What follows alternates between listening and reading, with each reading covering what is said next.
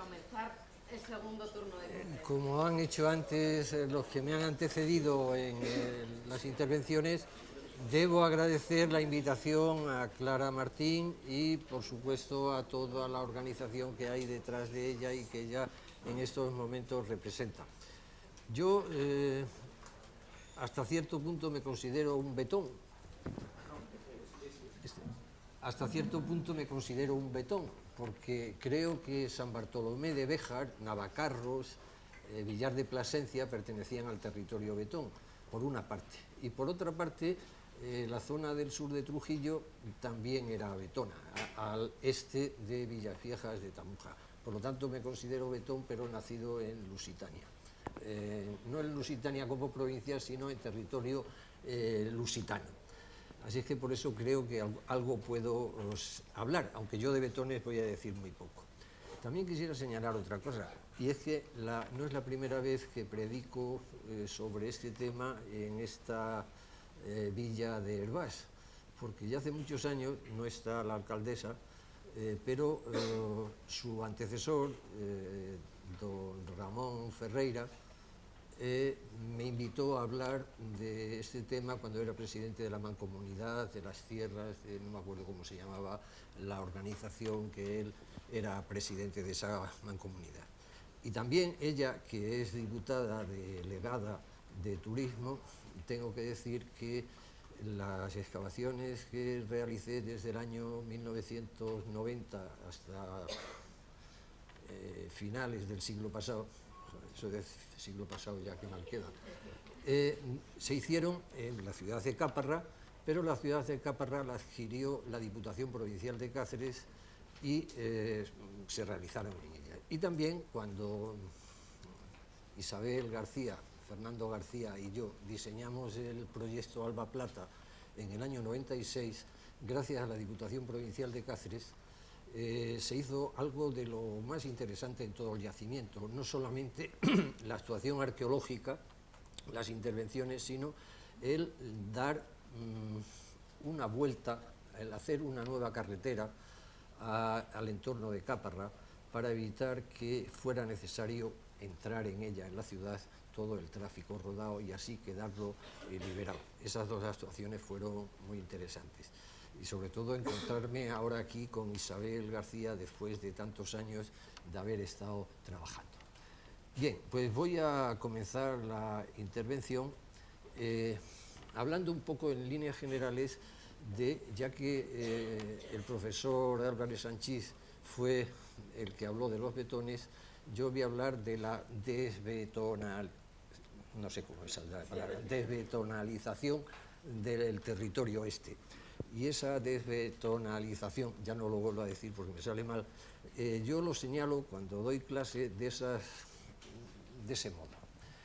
Vamos a hablar de un proceso de colonización, y ese proceso de colonización lo tengo expresado así. Una primera fase, una intrusión militar, es decir, es la presencia de las tropas romanas que proceden a expropiar el territorio y las funciones del... No, es que hablo muy bajo yo. Y las funciones políticas que antes tenía esa población betona asentada en ese territorio.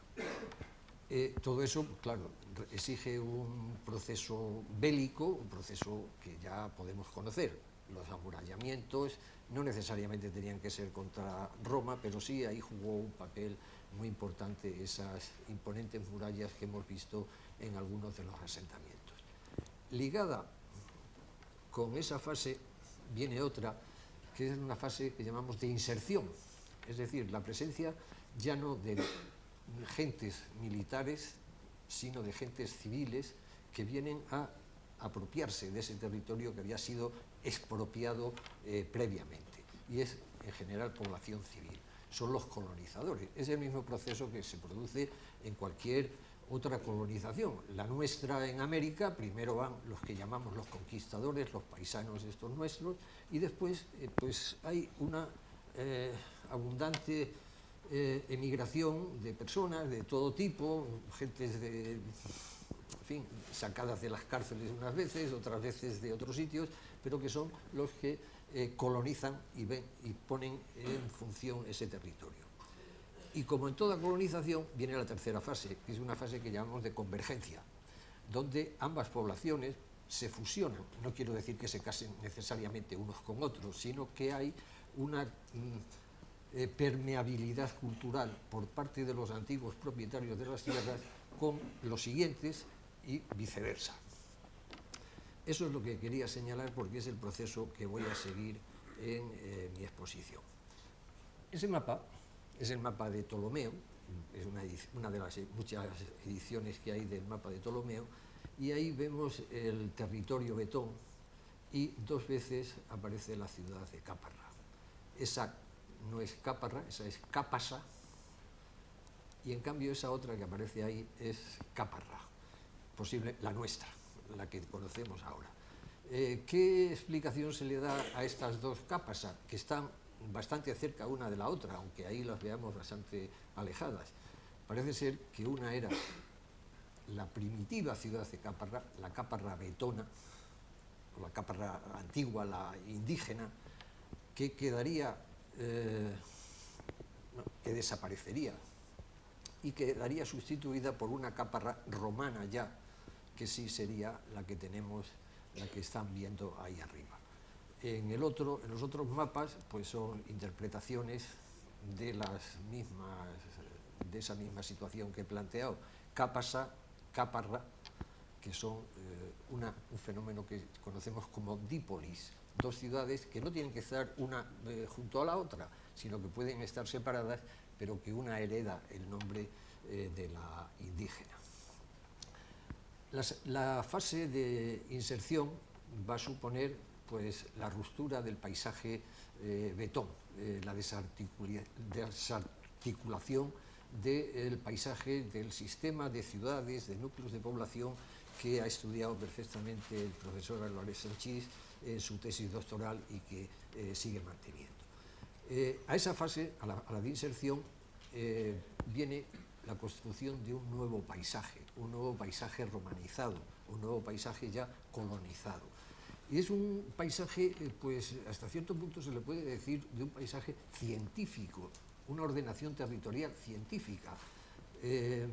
Primero se integra el territorio ese vetón, una parte entera, ¿no? En la provincia de Lusitania, que se crea por Augusto en el año 27 a.C., y hay un fenómeno, hay un elemento muy importante en la articulación de ese territorio, y es la aparición de un camino entre Mérida Augusta, y Caesar Augusta, Zaragoza. Roldán Herbás lo hizo de otra manera y le llamó iter ab emerita Astúrica, lo llamó desde Mérida hasta Astorga. En realidad fue un pequeño cambalache que él hizo para que le cuadrasen mejor las situaciones, pero la vía iba hasta Zaragoza. Y esto tiene lugar, he puesto el año 16, pero fluctúa, en la presencia de Agripa, el yerno de Augusto, que viene por aquí, y yo creo que es el personaje científico, el que tenía el territorio metido en la cabeza, y es el que le permite ordenar ese territorio. La vía es el eje vertebral de la península ibérica. Estamos acostumbrados a las carreteras radiales, al sistema de A1 hasta la A6, y son todas radiales arrancando en la Puerta del Sol de Madrid. Sin embargo, la vía Augusta, esta que iba desde Cádiz hasta los Pirineos, bordeando la costa, era una ruptura de ese sistema radial que se sigue manteniendo. Y la otra era el eje vertebrador del camino romano que viene desde arriba hacia el sur, hacia Hispalis, y llega donde quiere. Las vías romanas no estaban cerradas como las vías del AVE, sino que tenían salidas y entradas todas las que uno quisiera. Y eso se realiza por parte de Agripa, seguramente. El diseño, el trazado de la vía y la ordenación de los descansos, de las mansiones que había entre ellas. Y esas mansiones están situadas a unas distancias equilibradas, que es lo que se puede hacer a lo largo de un día. Y Caparra se va a convertir en una mansión, en una mansio de esa vía, con una al principio con esa función de redistribución comercial. Y tiene lugar en torno al cambio de era, está verdaderamente establecido y luego lo vamos a ver. Ahí tienen ese mapa de la península, donde tienen la península, la provincia de Lusitania, la verde, y como ahora estamos acostumbrados a ver territorios autonómicos, pues centrado el territorio de la actual Extremadura, que comprende tanto una parte de la Bética como otra parte de la Lusitania, y ahí las ciudades más importantes de la actual Extremadura. Y, por último, en esos mapas que les voy a poner, el de las ciudades. Eso es una cuestión que hacemos algunos arqueólogos aplicando unas técnicas de la geografía que se llaman los polígonos de Thyssen, y es para valorar, en teoría, es un artificio metodológico solamente, para valorar los territorios que pudieron tener esas ciudades. Ahí tienen el territorio de Caparra con unos puntitos. Caparra es ese punto rojo y los demás negros son asentamientos rurales romanos que cuando empezamos a trabajar prospectó una alumna que se llama Victoria Rodrigo y que hizo una tesina sobre este tema. Ahí vamos a ver cómo sobre ese territorio se sitúa lo que dije antes, la vía, el camino romano. El camino romano lo ven que sigue oblicuo toda la imagen que he recortado de Google, y eso es una ordenación del territorio perfectamente científica. Está hecha, no digo con estación total, porque no existía, pero sí con una groma y perfectamente ordenada de suroeste a noreste. Ahí en esa imagen lo pueden ver, la rectitud que mantiene en una imagen que es de satélite, como es la de Google Maps. Pueden ver que eso exige una tecnología, exige unas técnicas importantes. Eso es 10 kilómetros antes de llegar a Caparra, se inicia esa tremenda recta, que por otra parte también les voy a comentar. A la parte del triángulo que queda, lo que estoy marcando, eso pertenece al reino de León, perteneció. Y esta parte al reino de Castilla, y eso a la diócesis de Coria, y esto a la diócesis de Plasencia, y eso es término municipal de Guijo de Granadilla, y esto de Oliva de Plasencia. Es decir, cómo un camino se ha fosilizado en el paisaje y cómo mantiene todavía sirve de separación, porque no hay ríos, no hay corrientes, no hay montañas que puedan separar, y sin embargo un camino que es una obra humana está manteniendo esa separación y esa distinción de entidades jurisdiccionales. Y ahí tienen la llegada de ese camino a Caparra, que antes de salir de la muralla inicia un cambio en dirección hacia el este. Lo ven perfectamente diseñado. Y también como en la ordenación, como decía antes, la ordenación del territorio, aquí he mantenido 3 bandas en torno a la vía, 3 bandas de una milla romana, es decir, de 1800 metros, en torno a 1800 metros. Y como gran parte del asentamiento de villas romanas, de asentamientos rurales, se sitúan en esa banda. En esa banda, y también teniendo en cuenta que esa zona es la zona actual de Zarza de Granadilla, es donde hay una cueta terciaria, es donde el río Ambroz ha depositado más depósitos y es la zona más rica, agrícolamente hablando, de la zona. Esos 2 factores, proximidad a la vía y recursos agrícolas, son las que permiten la explicación de por qué están situadas ahí. De eso luego hablaremos. Y Caparra, en esa ordenación del territorio, le corresponde una mansio a 110 millas romanas de Mérida, que equivalen a unos 162 kilómetros si venimos por la vía, no nos vale la autovía ni la 630 antigua. Es decir, se convierte en una estación de servicio, digamos, en un área de servicio donde se procuraba el cambio de postas, el descanso nocturno de los caminantes, etc. Pero al principio Caparra no es más que eso, es una pequeña, un villorrio, una estación de servicio y poco más. Y ahí lo prueba ese miliario, es un miliario reconstruido, no es el original, está hecho en cemento, donde aparece la milla 110, que es la que corresponde precisamente justo al llegar al Tetrápilo. ¿Por qué está ahí? ¿Por qué no se conoció ese miliario? Porque es un miliario de Nerón. Y Nerón no era buena persona, según dicen. Entonces, cuando se muere, le hacen lo que muchos políticos suelen hacer cuando llegan y al que iba antes que él le borran de todas las placas, de todas las inauguraciones. Eso ellos, los romanos, les llamaban damnatio memoria, hacer daño a la memoria. Solían picarlo, la inscripción, pero en este caso no la picaron. Y en este caso lo que hicieron fue enterrarlas para formar parte de los ejes de las puertas de entrada al foro de Caparra.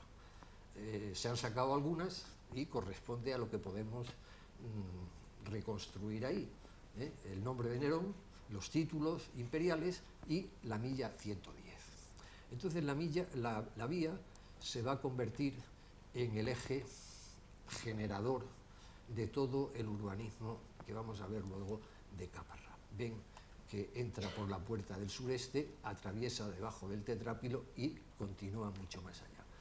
Pero Caparra no solamente fue una ciudad de paso de la vía, sino que fue un eje, no sé, los que estudiamos hace muchos años bachillerato decíamos de Mérida, de San Juan de Baños, y es un importante nudo ferroviario. Bueno, pues Caparra fue un importante nudo de comunicaciones. No solamente la vía esta que vemos aquí, esto es Lídar, esto es de un artículo que publicamos Enrique Cerrillo Cuenca, Alicia Prada y yo, se queda todo en familia, hace un par de años. Ven, esta es la vía que conocemos, la que se llama Iter Emerita Caesar Augustam, y Caparra tenía una salida a través del puente del Ambroz que se iniciaba un camino que llegaría hasta las Urdes aproximadamente, sería la entrada natural o la entrada oficial a las Urdes, a lo que llamamos ahora Urdes. Pero desde la puerta sureste salía otra vía que la pueden ver aquí gracias al LIDAR, la podemos conocer, está sobrepuesta la línea roja, pero la original es esta que vemos aquí. Es decir, podemos observar cómo se comunicaba a través del puerto de San Gamello con el valle del Jerte. Decía antes que era un centro de distribución, de redistribución comercial, claro. Y ahí tenemos una serie de cerámicas que proceden del comercio de larga distancia, que son sigilatas itálicas, es decir, vienen de Aretio, de Italia. Y eso quiere decir que este señor, el fabricante la marca el sello de garantía de que están hechas allí, se llamaba Keller. Y sabemos que fabrica estas cerámicas en torno 10 años antes, 10 años después del cambio de era. Por lo tanto, en esa época ya tenemos un centro comercial que está asentado ahí. La fase de aculturación, ahora, aparece sobre todo más clara con el municipio Flavium Caparensis. ¿Qué quiere decir? Pues que Vespasiano en el año 74 va a conceder el derecho latino a todas las ciudades de Hispania, y eso implica que ese pequeño núcleo, no lo podemos llamar un agregado secundario, le llaman los franceses a este tipo de poblaciones, se va a convertir en municipio, en ciudad, en una entidad dotada de, digamos ahora, ayuntamiento, que tiene autoridades locales, que tiene como cualquier otro municipio anterior. Y eso va a obligar a que los ciudadanos, los que viven allí, comiencen un proceso que llamamos de evergetismo. ¿Qué es el evergetismo? No sé si hay políticos aquí que lo puedan entender. el evergetismo es propaganda personal.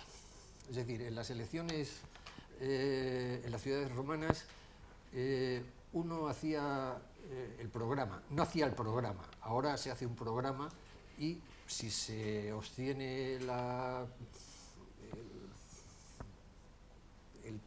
cargo, entonces con el presupuesto que pagamos entre todos se ejecuta ese programa. Pero sin embargo, en la época aquella, el señor que se presentaba a las elecciones se presentaba con los deberes hechos. Llevaba ejecutado ya el programa. No decía, os voy a traer el agua corriente, sino que el agua corriente ya estaba hecha cuando él se presentaba a las elecciones. Y lo que se votaba era distintas obras que habían sido hechas previamente. ¿Qué se ganaba con esto? Nada, porque además ellos lo pagaban de su dinero. Ojo, no era el presupuesto de los impuestos de los demás. ¿Qué se ganaba? Ellos dinero no ganaban. Lo que ganaban eran prestigio, porque obtenían cargos. Y eso para ellos valía más que el dinero que podían obtener, que no obtenían, ya digo, nada. O sea que esa era la gran diferencia. Me interesa también ver un poco la permeabilidad esa que decías. Llegan los romanos, pero todavía tenemos un sustrato indígena importante. Miren, en ese mapa ven los distintos municipios. Los números en negro son el número de inscripciones romanas que hay en cada uno de esos términos municipales. El número en rojo son los miliarios de la Vía de la Plata. Y las letras, las palabras que están escritas ahí corresponden a las organizaciones tribales betonas que todavía pervivían en época romana. Es decir, que no se cercena por completo toda la actividad cultural previa, sino que siguen manteniéndose, como es natural, en todos los procesos de colonización. ¿Que no se ha olvidado la época anterior? Pues ahí tienen también pruebas de estas inscripciones que he cogido, de todas esas que he puesto antes en el mapa, y ahí aparecen nombres todavía indígenas que corresponderían a la órbita betona previa asentada aquí. ¿Cómo se realiza el proceso de monumentalización de la ciudad? Pues mire, todo esto que le tengo puesto aquí son elementos propios de cualquier ciudad romana. Y les voy a advertir una cosa. Todo el mundo dice que para estudiar una ciudad romana hay que ir a Mérida. Y yo les digo que sí, que vale, que está muy bien, que Mérida tiene de todo. Pero también les digo que para estudiar una ciudad romana,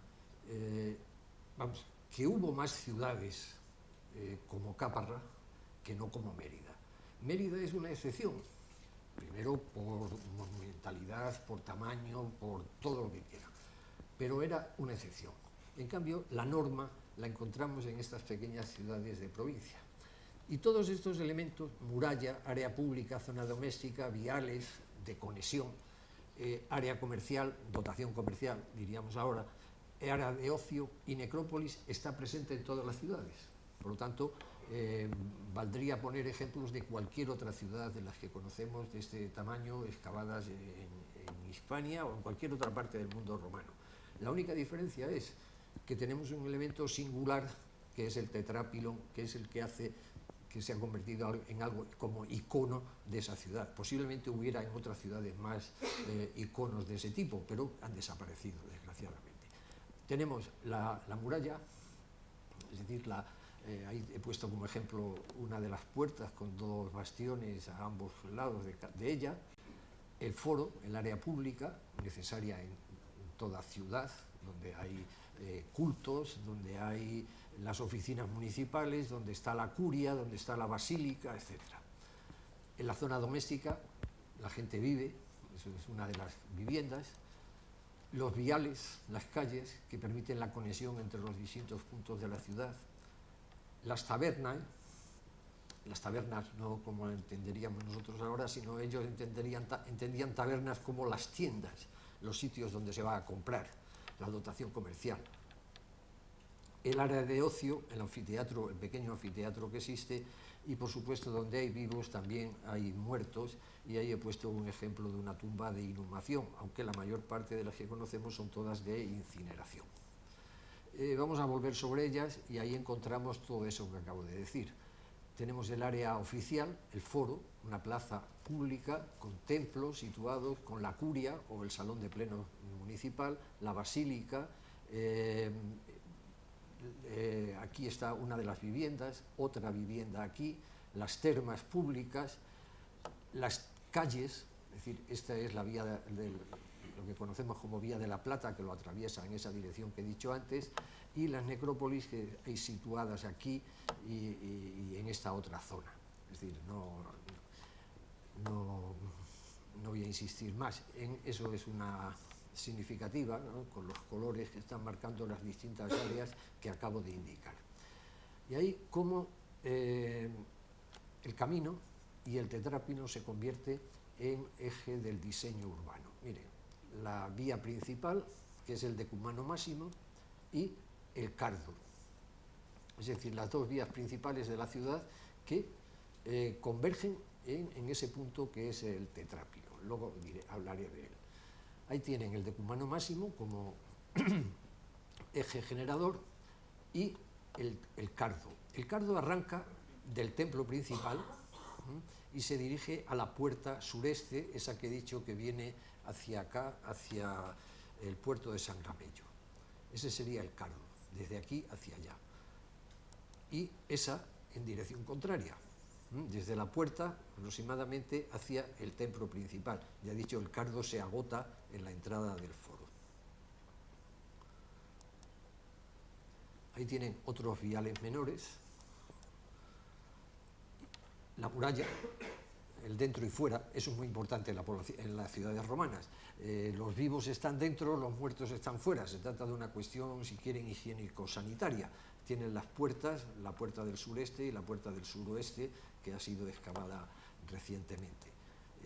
La vivienda, que ya he hablado de ella, el área de ocio del anfiteatro y, en cierto modo, también es área higiénico-sanitaria y de ocio, como eran las termas, porque las termas no solamente se iba a tomar las aguas, a sudar, sino a charlar. Y ahí tienen las viviendas, las tabernas, que están justo en el camino, delante del camino. Indígenas y romanos, quiero seguir esa idea de cómo no se agotan las poblaciones indígenas en estos momentos, a pesar de que parezca que el rodillo romano se las ha ido eliminando.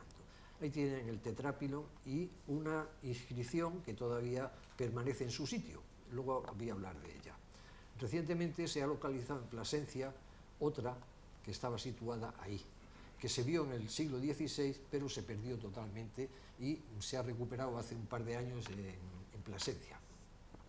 ¿Qué dicen esas inscripciones? Pues ahí lo tienen. Miren, tenemos una, la que se conserva todavía allí, que dice Volosea, Fidio, Pelli, F, Macri, F, Marcus Fidius Macer, Testamento, etc. Bien, hay que leerla de la siguiente manera. Volosea, hija de Pelli, Fidio, hijo de Macri. Y entonces este señor que aquí figura debajo, Marcus Fidius Macer, es el que dedica una parte del arco del tetrápilo a su madre y a su padre. Muy cariñoso él con su familia. Pero su madre y su padre, su madre y su abuelo materno tienen nombres indígenas. En cambio, su padre y su abuelo paterno tienen nombres romanos. Es decir, él es un pequeño, una mezcla, un criollo. Así lo entendemos mejor. Y después la otra, pues, se la dedica a su mujer. Muy cariñoso él en todos los sentidos. Miren, ahí tienen ese esquema. Pellius, Fidius son los abuelos, Volosea es la madre, Macer es el padre, se casan y tienen un niño, Marcus Fidius Macer. Pero se casa con Julia Luperca, que a su vez es hija de Julius, no sabemos más. Pero este Marcus Fidius Macer, aparte de hacer el arco, le conocemos por otra inscripción que fue magíster, es decir, funcionario importante municipal, fue dumbir durante 2 veces, es decir, también funcionario municipal, y fue praefectum fabulum. Praefectum fabulum era jefe de obras, jefe de los servicios municipales de obras. Es decir, todo eso él estaba orgulloso y lo planta en una inscripción que luego vamos a ver. Por lo tanto, tenemos el núcleo indígena, nombres indígenas, nombres romanos, y ahí tenemos ya un criollito. Como ven, hay una, yo decía antes que había una mezcla no solamente biológica, sino, como vamos a ver luego, también cultural. Posiblemente yo creo que esa estatua que está en una finca pertenezca a este señor, que al final quisiera retratarse. Le falta la cabeza y aunque la tuviera no lo podríamos localizar. Pero miren, otra vez volvemos a hablar de ese mismo problema.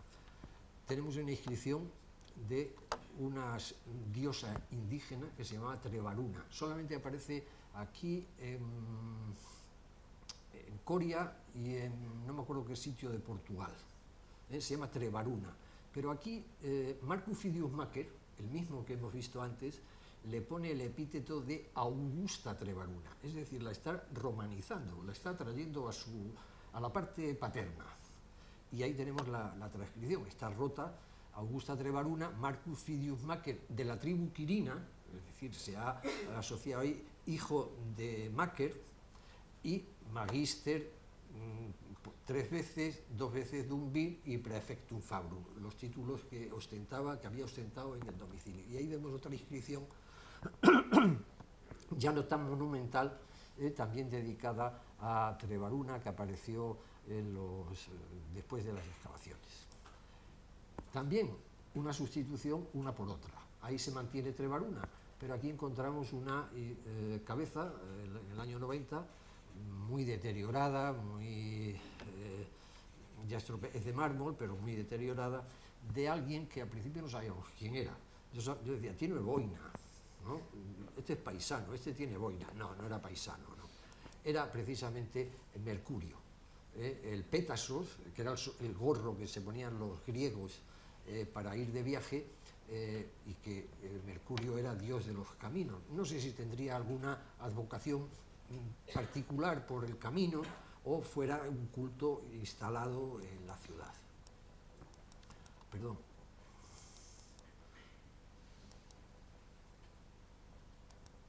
Ahí tenemos otra acción evergética, eso que decía de propaganda personal, y tenemos el Aqua Augusta, es decir, un acueducto que hubo en Caparra. ¿Y qué quiere decir la transcripción que tenemos abajo? Solamente conservamos 2 sillares de los 6 que tuvo. Pues el salute quiere decir el prosalute, es decir, por fin Caparra tiene agua corriente. ¿Y eso quién lo hace? Pues un señor que se llama Albinus. Solamente conocemos el cognomen, no conocemos los otros títulos, los otros nombres del señor este. Y también lo hace este estamento. No quiere decir que lo hiciera después de muerto, sino que lo hace como donación. Testamento aquí significa donación, legado. Tenemos esa acción. Es decir, este señor se presentaría a las elecciones y diría, yo llevo ya el agua corriente puesta. No sabemos cómo le saldría. Ahí tenemos otro personaje que se llama Lucius Valerius Vegetinus, que hace una escultura o una donación a Júpiter óptimo máximo, es decir, el dios máximo del panteón grecorromano. Y aparecieron durante las excavaciones, esta letra es una letra del siglo I, finales del siglo I, pero esta es una letra ya mucho más tardía. Y aquí nos habla de un Caius Valerius Vegetinus, que este era un nieto, murió de 5 años. Entonces, por eso podemos ir haciendo un poco de genealogía, de estemma, de quiénes vivían allí. Y aquí tenemos 3 inscripciones hechas por una misma persona, una señora que se llamaba Cocella Severa, que se dedica a hacer inscripciones a su abuela, a su madre y a su tía materna. Muy feminista ella, pero ojo, es un Caparra. Tenemos en Reguina, una ciudad que está al sur de Badajoz, que ahí tiene muchas inscripciones y todas dedicadas a caballeros. Es decir, no sé por qué dividía eso, el norte para las mujeres y el sur para los caballeros. Y aquí también podemos hacer pues una genealogía, Moderatus, padre de Hábita, que se casa con Trevius, que tiene 2 hijas y que al final está la nieta, que es la que dedica esas inscripciones. Posiblemente otro Evergetas fuera Publius Memnius Ligustinus, porque es una placa que estuvo, no sé si se dan cuenta, aquí tiene unas marcas, y aquí arriba, de estos dedos que servían para fijar, dedos de bronce, que servían para fijar las placas a las paredes. Y en el territorio, pues les voy a mostrar 3 sitios principales que conocemos, que se deberían unir muchos más.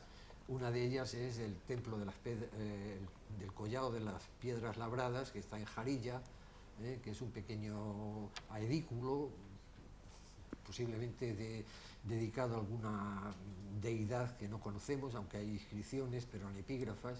Esa es la planta.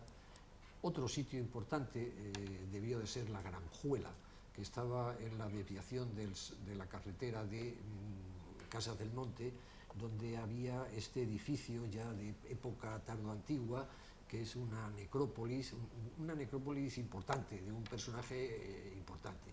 Y por supuesto, Baños de Montemayor, que creemos que pudo ser las ninfas Aquae Caparensis, es decir, un templo, un sitio dedicado a curar la salud de esta gente. Por último, una pregunta es la ruina y la desaparición de Caparra. ¿Cuándo desaparece? Pues hay un refrán en la Edad Media, a finales de la Edad Media, que dice «Ansí se despobló Caparra». Y el significado es, dícese cuando los de una reunión se van pocos a pocos, porque Caparra fue una ciudad antigua de los romanos que acabó desaparecida y hoy solamente es una calle. No hay muchas explicaciones, algunas son de lo más divertido que pueden imaginar, pero no tenemos ninguna explicación. Esas élites que estaban monumentalizando constantemente Caparra posiblemente ya no tuvieron esa capacidad de continuarla. Y esa muestra, esa fecha de carbono 14, entre el siglo IV y siglo V, parece oportuna para una muestra que obtuvimos de esa cloaca. Esa es una de las cloacas de la ciudad, la más importante, que se halló en la parte superior. Tampoco es muy significativa, un trocito de carbón, que hicimos una prueba de carbono 14 y nos da esa fecha que ven ahí. Es congruente con la época de desaparición. Y por último, Caparra se convierte en las ventas de Caparra. Durante toda la Edad Media se llaman ventas de Caparra, la Edad Moderna también, y con la francesada desaparecen por completo las ventas, desaparece el uso del camino y se acabó, se queda el arco ahí aislado. Les voy a poner rápidamente muchas visiones del tetrápilo, para que vean cómo ha cambiado, desde que yo llegué la primera vez hasta la actualidad. No quiere decir nada. Miren, ahí tiene 1525, el primer dibujo que tenemos de él, lo hace un viajero italiano. Este es un arquitecto gallego que se llamaba Freire. Pons, Antonio Pons, contribuye en su libro del viaje de España a hacerlo a conocerlo por todas partes, ¿no?, dentro de España. Pero tiene que ser Laborde, puesto que el libro está editado en París en 1806, el que permite que el tetrápilo, que Caparra sea conocido fuera de las fronteras. Se edita en París, aunque con dinero español, porque lo personal y particular, privado, porque quien lo paga, el pagano de la edición del libro de Laborde es Manolo Godoy, el paisano. Es decir, que hizo una inversión ahí en que se conociera España fuera de las fronteras. Después, en el siglo XIX, hay muchísimas representaciones, son de la prensa semanal de Madrid. A finales del XIX comienzan las primeras fotografías de Vicente Paredes Guillén, un arquitecto de Plasencia, y un dibujo para la reconstrucción de la bóveda. Yo ya me vengo a los 80 y esa es la primera vez que estuve yo ahí. La primera vez que estuve para iniciar los trabajos en el año 85, y después muchas visiones, distintas épocas del año.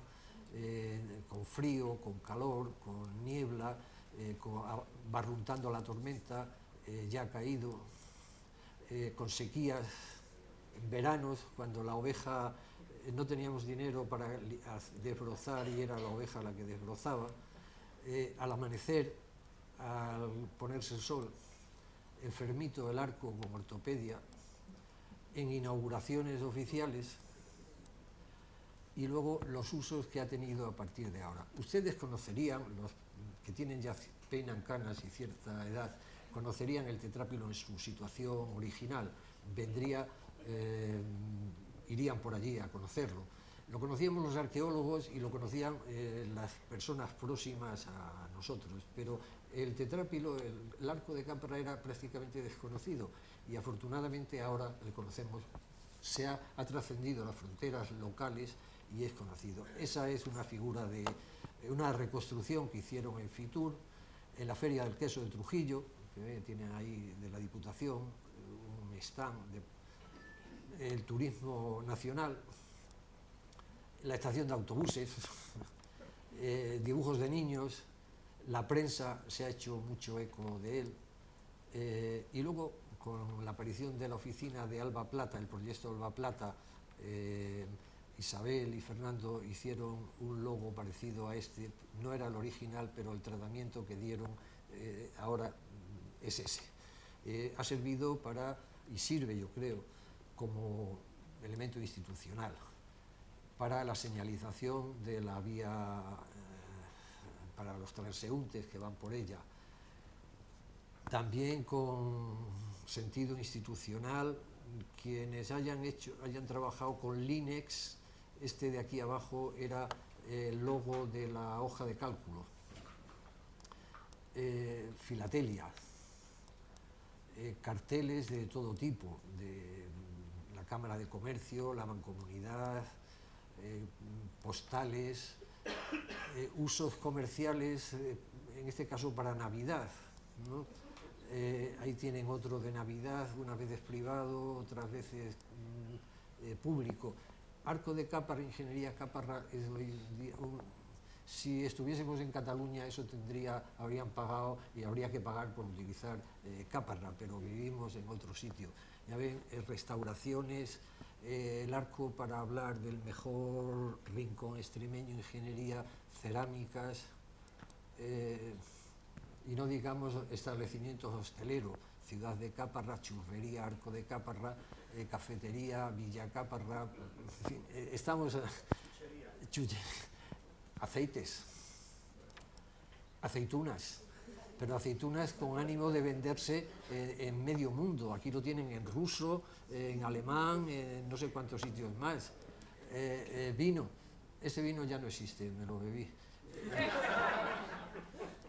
Y luego pues merchandising y souvenir que se venden en pocos sitios, como son los de neveras, esos arcos sirven de... o este que me consiguió Alicia, de un Belén que sirve para todo. Bueno, nos faltan los marcapáginas, los gorros, y este que fue un regalo que me hicieron de unas galletas de mantequilla.